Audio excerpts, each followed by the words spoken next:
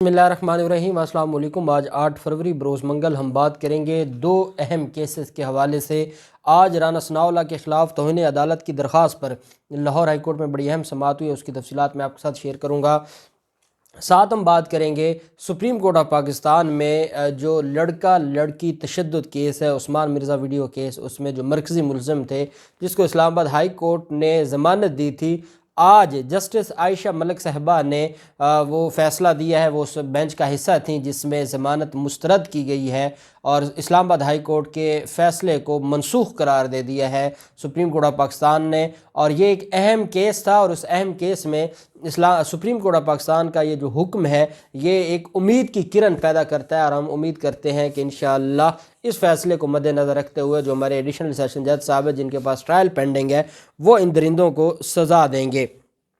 मुलज़म फ़रहान की दरख्वास्त ज़मानत मंजूर की गई थी और उसके ख़िलाफ़ पहले एडिशनल सेशन जज साहब ने खारिज की, अता रब्बानी साहब ने, उसके बाद इस्लामाबाद हाई कोर्ट से वो मंजूर हो गई थी। सुप्रीम कोर्ट ऑफ पाकिस्तान में जस्टिस एजाजुल एहसन साहब की सरबराही में 2 रुकनी बेंच था, उनके साथ जस्टिस आयशा मलिक साहिबा थीं जिन्होंने इस केस को सुना। सुप्रीम कोर्ट ने इस्लामाबाद के सेक्टर E11 में लड़की पर मुबैना जो तशद्दुद केस था उसमें मुलज़म फ़रहान की ज़मानत पर रिहाई का फ़ैसला कलअदम करार दे दिया। रावलपिंडी पुलिस ने मुलज़म फ़रहान को ज़मानत मनसूख होने पर अहाता अदालत के बाहर से गिरफ़्तार कर लिया। सुप्रीम कोर्ट के मुताबिक मुलज़म और तफ्तीशी अफसर ने मिलकर तमाम शवाहिद ज़ाय कर दिए। CPO रावलपिंडी ने तफ्तीशी अफसर की जानिब से शवाहिद ज़ाय करने का इतराफ़ भी अदालत में किया। अदालत ने कहा कि मुतासरा लड़की का 15 दिन तक मेडिकल नहीं करवाया गया और ना ही बयान रिकॉर्ड किया गया। हाई कोर्ट का तमाम हक़ाइक़ की मौजूदगी में मुलज़म को ज़मानत देना हैरान कुन है। जस्टिस एजाजुल एहसन साहब ने CPO रावलपिंडी से सवाल किया कि तफ्तीश के लिए किसी खातून अफसर को टीम का हिस्सा क्यों नहीं बनाया गया। लड़की के मुताबिक तफ्तीशी अफसर भी उसे रात को बुलाकर हरासा करता रहा। CPO रावलपिंडी ने असर नौ तहकीकात में लड़की के इल्ज़ामात दुरुस्त साबित हुए। तफ्तीशी अफसर शहजाद अनवर की तनज़ली हुई, सज़ा बढ़ाने की भी हमने सिफारिश की है। CPO रावलपिंडी ने अदालत को बताया कि असर नौ तहकीकात के बाद चालान जमा करा दिया गया है। मुलज़म के वकील ने अदालत को बताया कि खातून खुद लड़के के साथ होटल में गई। जस्टिस एजाजुल एहसन साहब ने इस्तफसार किया कि होटल में जाने का ये मतलब है कि ज़्यादती करके तस्वीर बनाई जाए। जवाब में वकील मुलज़म ने कहा कि लड़की का मुल्तान में पहले ही निकाह हो चुका था,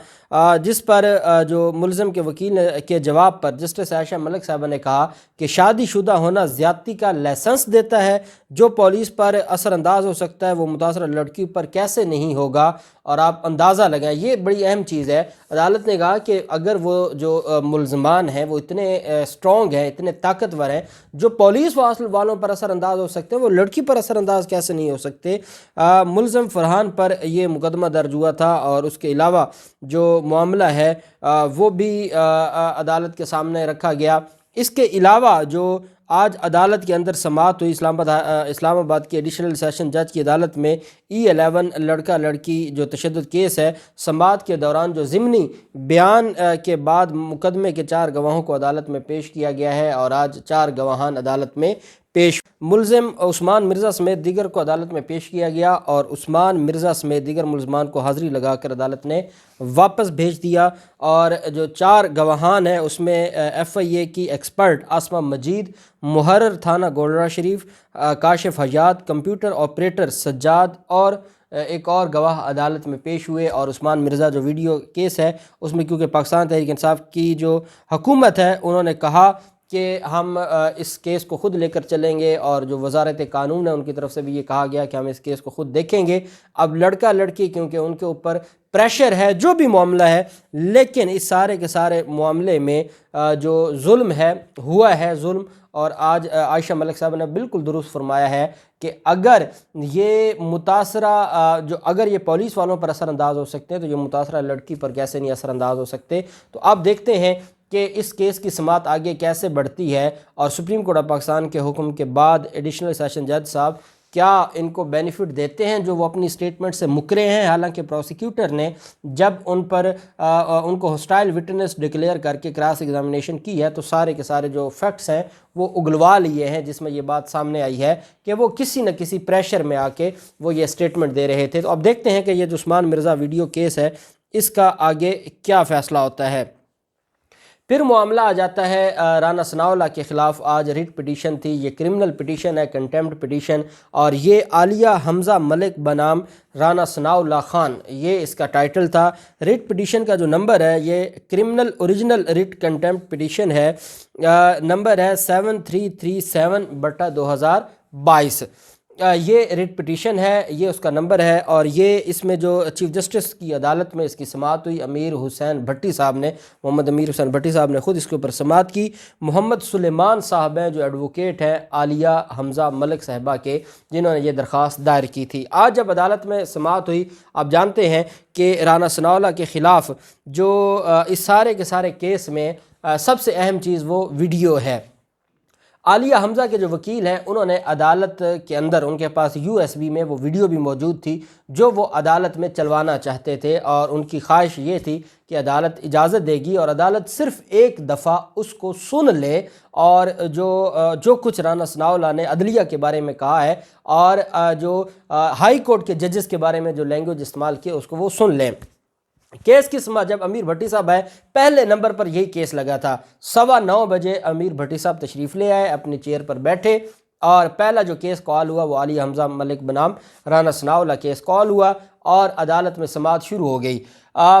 جو وکیل ہیں محمد سلیمان صاحب، انہوں نے عدالت سے استدعا کی، عدالت کے سامنے اپنے آرگومنٹس رکھتے ہوئے کہا کہ معاملہ کچھ اس طرح سے ہے کہ اٹارنی جنرل صاحب نے شہباز شریف کو ایک خط لکھا۔ انہوں نے اس ریٹ پٹیشن کا حوالہ دیا کہ ایک writ petition Lahore high court میں دائر کی گئی تھی شہباز شریف بنام فیڈرل گورنمنٹ، وہ ریٹ پٹیشن تھی جس میں شہباز شریف نے اپنے بھائی کا نام ECL سے نکلوانے کے لیے اور ان کو 1 ٹائم پرمیشن دلوانے کے لیے بیرون ملک جانے کی اور ECL سے نام نکلوانے کی ایک پٹیشن دائر کی تھی لاہور ہائی کورٹ میں۔ اس میں 50 روپے کے مچلقوں کے عوض لاہور ہائی کورٹ نے ملزم کو بیرون ملک، مجرم کو بیرون ملک جانے کی اجازت دے دی on the basis of guarantee of Shehbaz Sharif. جب یہ سارا معاملہ ہوا اور آج تک شہباز شریف ان کو واپس نہیں بلوا سکے یا وہ ان کو نہیں بلوانا چاہتے، تو اٹارنی جنرل صاحب نے ایک درخواست لکھی، اور ایک خط لکھا شہباز شریف کو، اور اس خط کا جو متن ہے وہ عدالت میں پڑھنا انہوں نے شروع کر دیا۔ انہوں نے عدالت سے کہا کہ اس خط میں اٹارنی جنرل صاحب نے شہباز شریف سے کہا کہ آپ نے فلاں تاریخ کو لاہور ہائی کورٹ میں 2019 میں فیصلہ ہوا تھا، اس فیصلے میں آپ نے بیان حلفی جمع کروایا تھا، اور وہ جو بیان حلفی ہے وہ پارٹ آف دی فائل ہے۔ آپ نے کہا تھا کہ آپ اس کی جو ریگولر میڈیکل ان کی میڈیکل جو ہے ان کا جو میڈیکل ہے ریگولرلی وہ آپ رپورٹس عدالت میں سبمٹ کرواتے رہیں گے، رجسٹرار لاہور ہائی کورٹ کے سامنے آپ سبمٹ کرواتے رہیں گے۔ اٹارنی جنرل صاحب نے کہا شہباز شریف کو بدقسمتی ہے کہ آپ نے وہ جمع نہیں کروایا، جولائی 2021 کے بعد آپ کی جو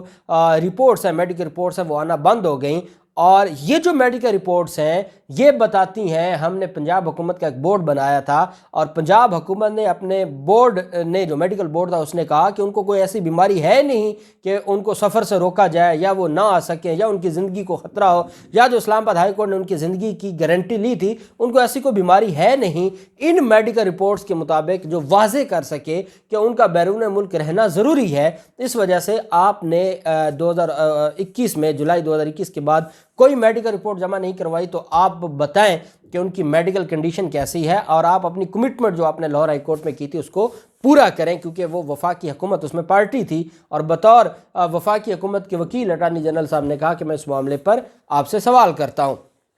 اس پر ہوا یہ تھا، آپ کو یہ یاد ہوگا کہ شہباز شریف نے جوابی خط لکھ دیا تھا اٹارنی جنرل صاحب کو، اور اٹارنی جنرل صاحب کو کہا کہ یہ طریقہ ہے، آپ نے غلط بات کی ہے، آپ سیاسی انتقام لینا چاہتے ہیں، آپ حکومت کے پے رول پر کام کر رہے ہیں، آپ حکومت کی حمایت پر، عمران خان کی حمایت پر